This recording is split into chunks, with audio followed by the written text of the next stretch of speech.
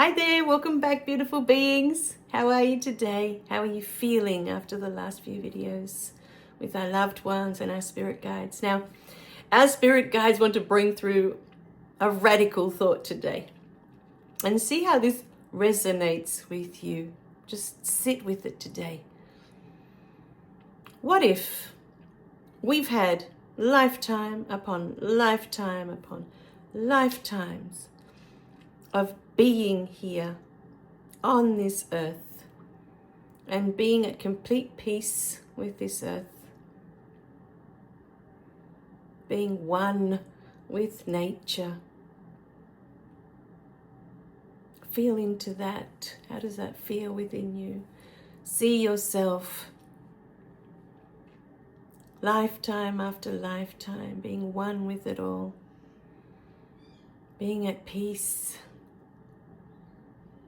greeting every day with love and gratitude, being in the present moment, every second of every day as you're here, feeling the breeze on your face, feeling the warm sun on your back. Close your eyes and imagine it. Living in a beautiful community where we are supported, we are loved, we are seen, we are heard. Many, many lifetimes of this blissful experience. You can open your eyes now. And what if the soul decided we want to experience something different now? Something completely different. We want to experience the opposite. Conflict, chaos.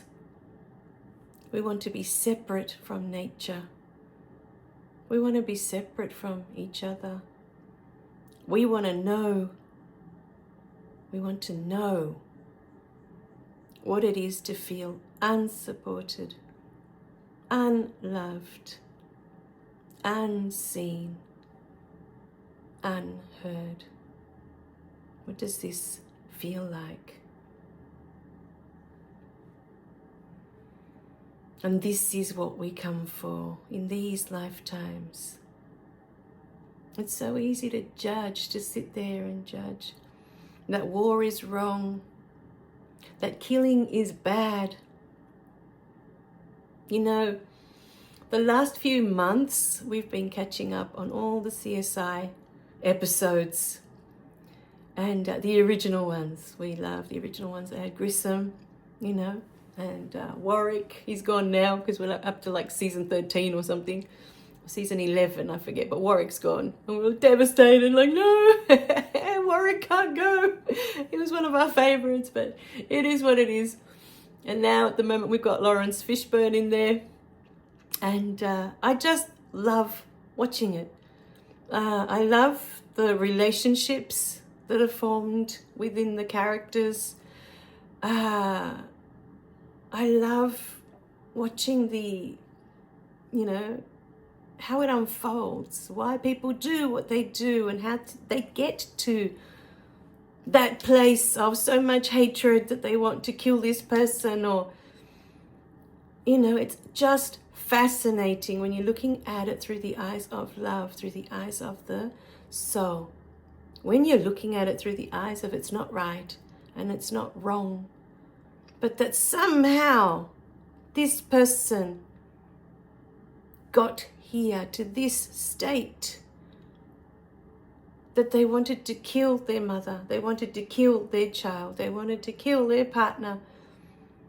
What did it take to get that person to break?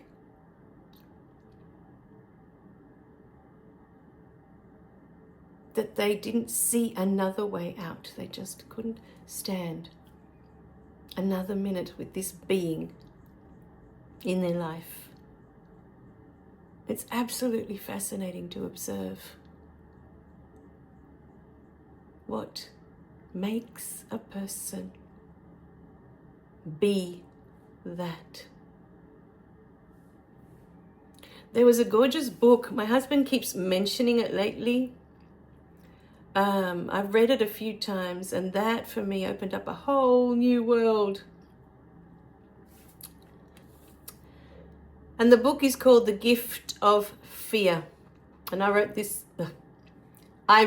this book long before I started writing. What I found was, once I started writing, I stopped reading because I didn't want what I read to influence the information that's coming through for me. I feel like my whole life I've been reading since the age of 5. And I feel that all the information is already in here. I don't need any more now. It's just the downloads that come through now. But this beautiful book, The Gift of Fear, opens up your eyes. I would honestly recommend that everybody reads it, because it opens up your eyes to the fact that a person that commits a crime isn't born. They don't just, their first breath and, I want to kill someone. Oh, I want to maim someone. Oh, I want to abuse someone, molest someone. You're not born with any of that. You learn this behavior through what you go through in your childhood. And when you finally get that you chose this experience, your soul chose this experience, when you get that your soul wanted to have this experience, to discover itself, to fully know itself. Your soul cannot expand, it cannot grow if all it does is sit in love all day long. If all it does is sit in peace all day long. I could see this clearly today as I was driving here. This was the information that was coming through. It's like your soul is sitting in the same pond forever. It doesn't explore other ponds. There are bigger ponds out there. But your soul is always sitting in this wee little pond, and it doesn't want to move.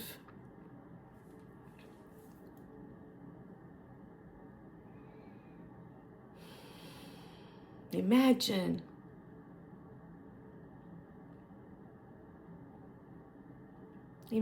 how much your soul is expanding and growing through each human experience that you have, where you allow yourself to step into a bigger pond with different experiences. So the pond you come from is this little pond called love, unconditional love. We can stay here forever. It's a beautiful space to be in. But over there is a bigger pond, and in that pond we can experience hate, which is the opposite of love, in this place where we experience duality. And through those experiences of hate, I get to know love more fully, more completely. I expand. My energy expands with this knowledge. And then over there's another pond. In this first pond of unconditional love, I am the light. But over there's a bigger pond called darkness. And when we step into that pond of darkness, that's where the magic happens. Imagine that darkness is like the night sky. Imagine it completely. It's a dark night sky. And as you look up, it's completely black the first time you step into it. Completely black. There's nothing there. Just darkness. And every time you have an experience in that darkness, that creates awareness of who you truly are, and you expand. You get to know yourself more through that darkness. That new awareness, that expansion is a star. And the more experiences you have, you fill that beautiful darkness with more and more and more beautiful stars. That darkness is not bad, it's not wrong. It's there for us to know ourselves more fully. Without the darkness, we would be sitting in the same space forever. There'd be nothing to explore. Unconditional love. Yeah, that's great. This is what I sit in all day long, every day, for all eternity. In this beautiful light that's so bright that I can't look at it directly. It is blinding. I am this for all eternity. Forever and ever and ever. I go on forever in this state.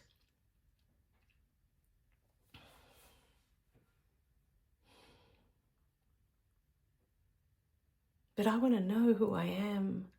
Who am I?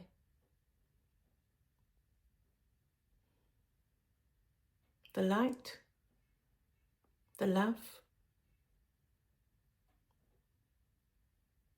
Is that it? Is there more?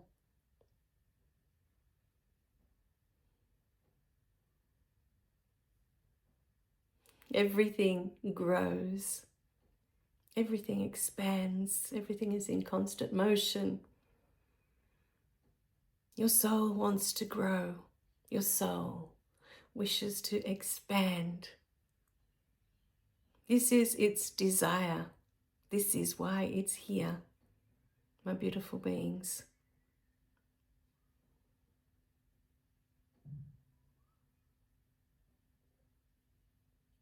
So, I just have all these images as I speak of war. We watched just a few months ago, we watched the Tattooist of Auschwitz. I'm hoping I'm pronouncing it all correctly. And there was something there, in the beginning yes, you're feeling all this angst inside of you, this anxiety for what these people were going through. And then when you begin to really look at the experiences and you look at it through the eyes of unconditional love, which is what we truly are at our core, you see the human experience for what it is. That person was meant to go through that. That soul, it wanted to know, what does that feel like when I'm treated that way? Like I'm not even human, which, we're not really, we're energy, but this is the illusion. Okay, but not even as an equal. I'm treated like the way they were treated. What does that feel like? What does that say about me? And you know that when that life ends and it returns to its beautiful infinite state, it remembers, oh, I was never that to start with. That's just my avatar. If you think of life more as a game, a computer game, than how we see life, that it's so real and it's so serious, that being that passed away throughout that event has already been back many times, maybe one more time if they've had a really long lifetime. Perhaps they came back and died as a child in the next lifetime. Maybe they came back and decided to come back as something completely different. They were done with the human avatar. I want to come into something else. We don't know what that soul was here to, what it wants to do next or what it's going to do next. But when we judge that it's bad, that it's wrong what these people went through. What's coming up for me, the information I'm receiving now, is that those beings that treated them that way were serving their human experience. They had soul contracts with these beings, that they would be treated this way for their souls.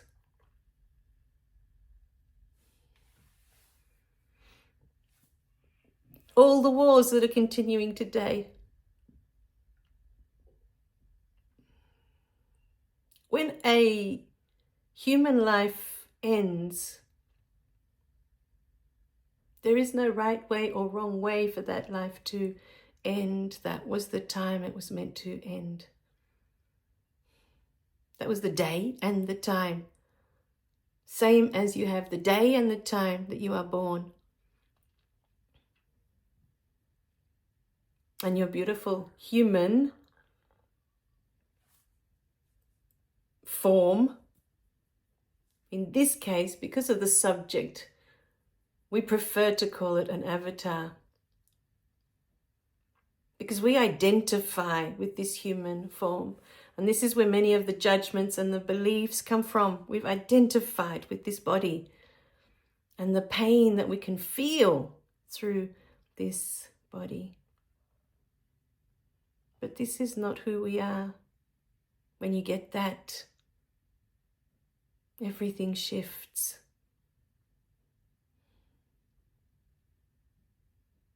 You are not this body. You are not this human form. This human vessel is a means to an end. And it is serving you in every moment. How it looks, how it feels. That you can feel all of these things through your body, through your physical body, is a miracle in and of itself.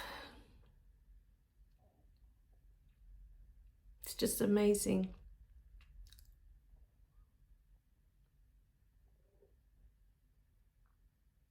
That we've been given this opportunity, that the vessel that we step into, you can feel everything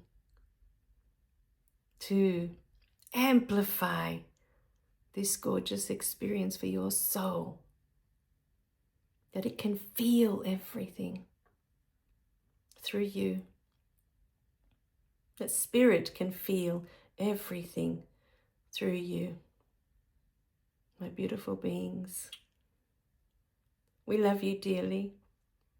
And we're interested to know in the comments. Let us know what's coming up for you as you hear this video, as you listen to these words. How do you feel being called an avatar? How do you feel? What comes up for you knowing that you are not this physical form? What's coming up for you right now? Are you still identified with this physical form? Do you feel this?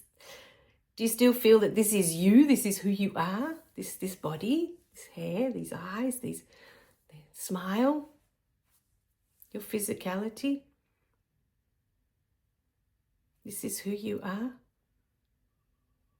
If this were who you are, if this were truly important, you would get to take it with you when you're done here.